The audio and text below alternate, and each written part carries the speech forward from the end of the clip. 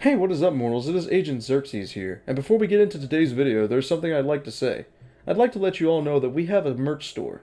Some of the items in it are only available for a limited amount of time, so if you're interested, go into the description and check it out. Each purchase helps us make more content. Now with that out of the way, let's get into the video.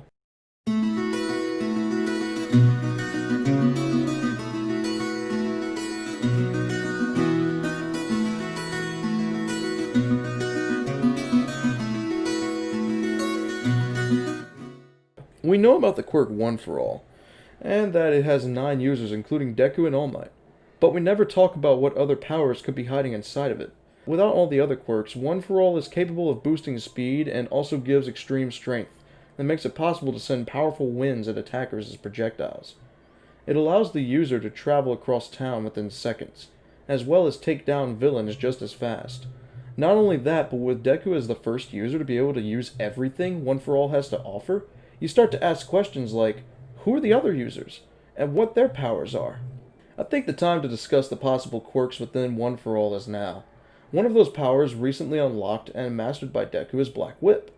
This power is mostly a capture quirk that can wrap around targets and pull allies out of the way of attacks. Not only that, but it's also used as a maneuvering quirk to swing through the air like Spider-Man. The owner of this quirk was Daigoro Banjo, otherwise known as Lariat. Lariat was the 5th holder of One for All, and he kind of looked like Hellboy. Black Whip was the first new ability unlocked by Deku, and appeared at the end of Chapter 210 of My Hero Academia for the first time. The next quirk of One for All that we recently found out about was Float.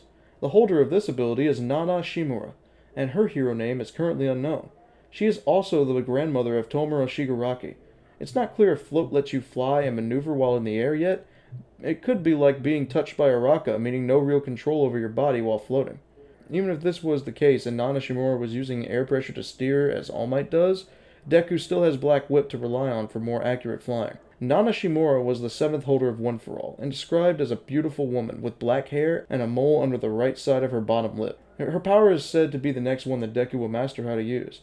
Nana's ability to float appears for the first time in Chapter 257 of My Hero Academia.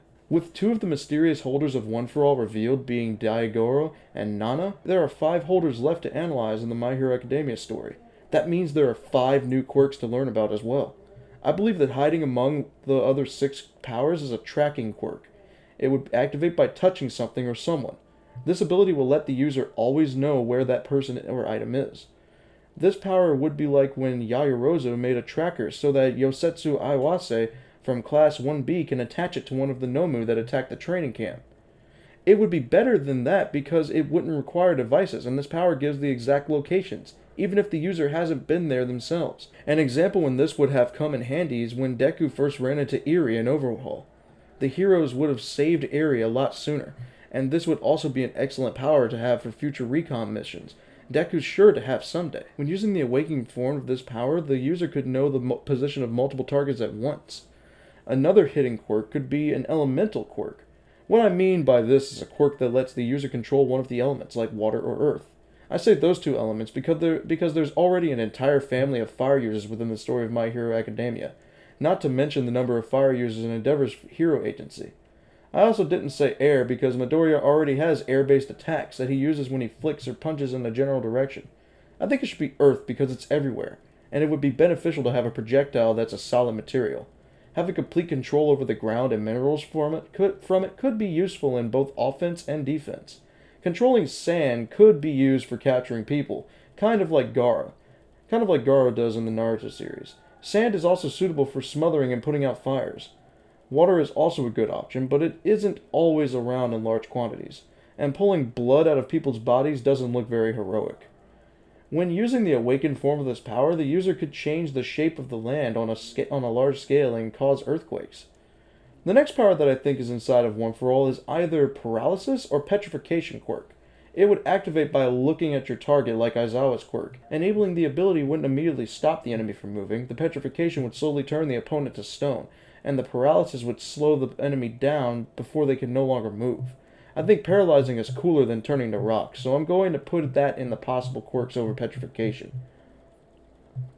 Slowing opponents could be very useful when fighting faster villains or ones on the same level of speed as Izuku.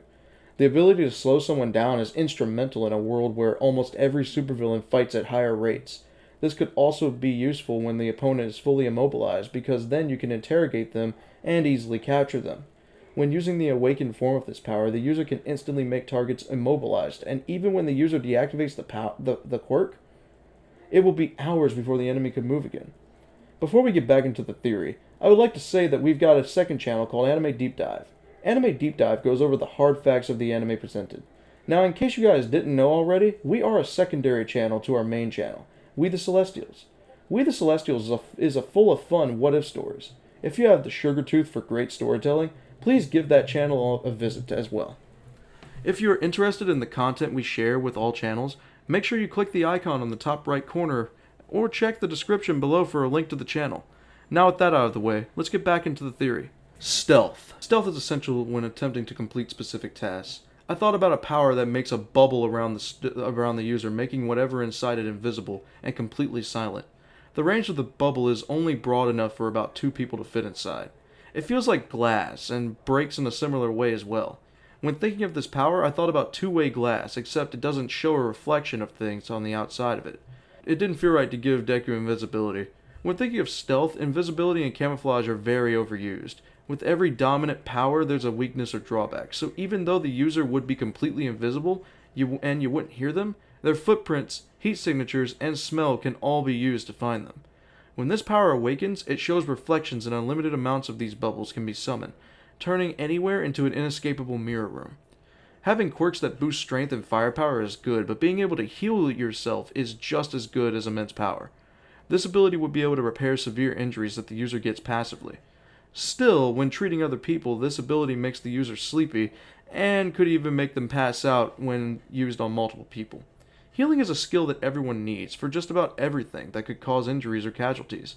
It's also useful when taking damage, because you will always be able to return to the best possible condition you were in before the fight. Also, I only remember seeing one healer in My Hero Academia. Her name was Recovery Girl, and she wasn't a healer. She just sped up the natural healing process at the cost of the patient's life energy. If too much drain at once, you could die. Don't worry, you could recover life energy with sleep. It isn't lost forever. Upon awakening this quirk, it removes the drawback of the user's passing out, and it's even possible for the user to grow back severed limbs and fix permanently damaged organs. I think that Deku is the correct version to have One for All. Not only has he always been taking notes and watching how other people use their quirks, and he also knows how to work with the resources that he already has. An example of this can be shown in the 3rd episode in Season 2 of My Hero Academia, when Midoriya grabs a piece of metal from a destroyed robot to use later on in the race. Because of that piece of metal, he was able to win the race without hurting himself. That's why I can confidently say that whatever powers that Deku ends up with, he would use them in ways that no one thought they could be used in. Another reason I believe that Izuku's the right person to inherit One for All is because of his intelligence. When he focuses and thinks about things, he comes up with some pretty creative ways to solve a current crisis. This when Midoriya's plan to save Bakugo succeeds. Because of this, All Might can fight All for One without holding back. Thank you all for watching the video to the end. Now there's a few more things that I'd like to go over before the video ends. On behalf of We the Celestials, I'd like to thank the writer for this video, as well as the editor for this video. Their details will be in the description. If you're a voice actor, editor, or writer, or you're interested in becoming one of those, go to the Discord that is in the description of this video and hit up the head of one of those areas. We're always looking for members to join us. That's it from us for today's video. So thank you all for watching, and don't forget to hit that subscribe button if you're interested, and hit that like button if you like the video. Until next time, peace out mortals, have an amazing day.